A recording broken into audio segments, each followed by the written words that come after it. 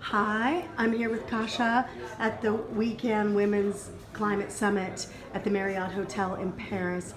And Kosha, please introduce yourself and just tell us what you're doing in the world to create a beautiful future on planet Earth.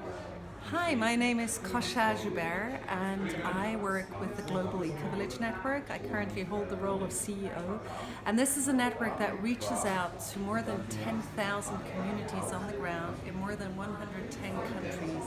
It's been growing since 20 years, and it's been growing out of the love of people for their place. So communities understanding that we do not need to destroy the planet by living on it. Instead, we can become true guardians again.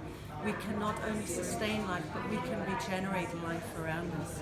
We can regenerate the soil. We can replenish the water tables. We can regenerate the ecosystems around us. We can replant the forests. We can do all that. But we can only do it if we work together. So we work with ecology, but then the social dimension of sustainability. We bring in the cultural dimension. If we don't really go back to our heritage and our roots, we all end up trying to be someone different from who we truly are. So coming back to our roots and really honoring the diversity of human cultures on the planet is part of this. And we bring in economy, the part of sustainable, local, closed cycles of economy, feeding into a global system of a sustainable economy of love, which brings together the four dimensions of sustainability with an integral design process of communities to design their own pathway into the future. What are the four dimensions?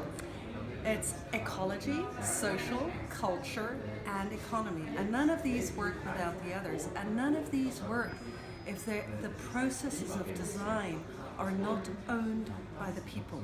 So we offer an opportunity actually to even governments around the world, if they want to really release implementation of climate change solutions, work with your people, work with the communities, support your communities to design what they want to design.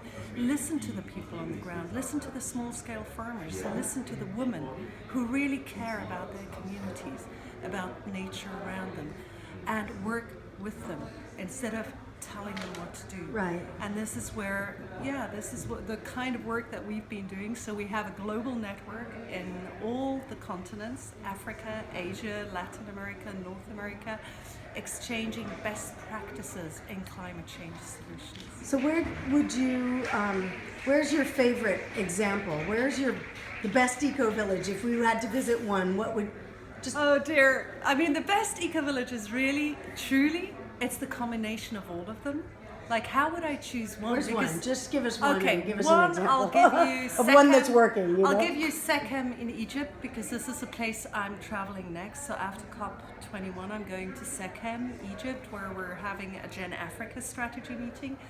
GEN is the Global Eco-Village Network, that's our acronym.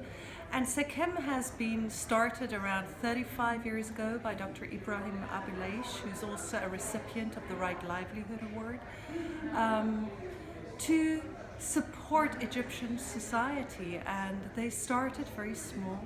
Today they work with more than 800 organic farmers across Egypt. They've started the first organic food chain in Egypt. Their products can be found on any supermarket shelves in Egypt.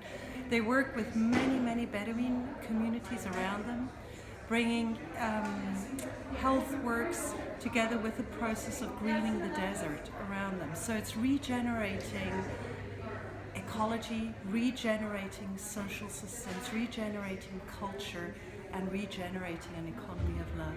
One example. Wonderful. What about, are there any examples here in France?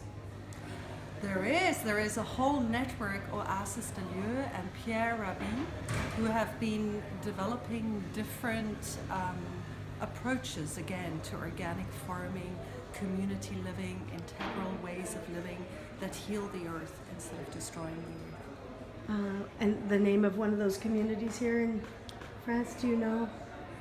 Well, Oasis de Lieu is a network of communities. I think that would be the one to start with. And you could also Google Pierre Rabin. Rabin?